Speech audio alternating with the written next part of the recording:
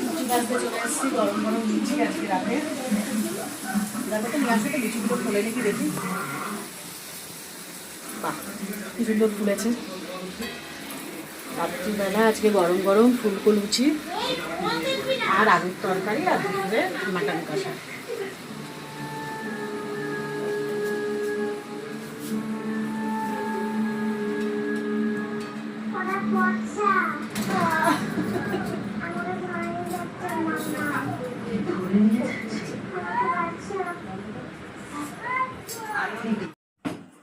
দুটো আর তিনটে দিলাম।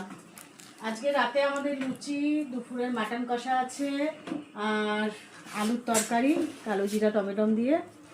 আমাদের ঘরে আবার একজন মেম্বার আছে, ইনি আবার দুপুরের খাবার রাতে খায় না। কে হতে পারে বন্ধুরা, কমেন্ট করে জানিও তো।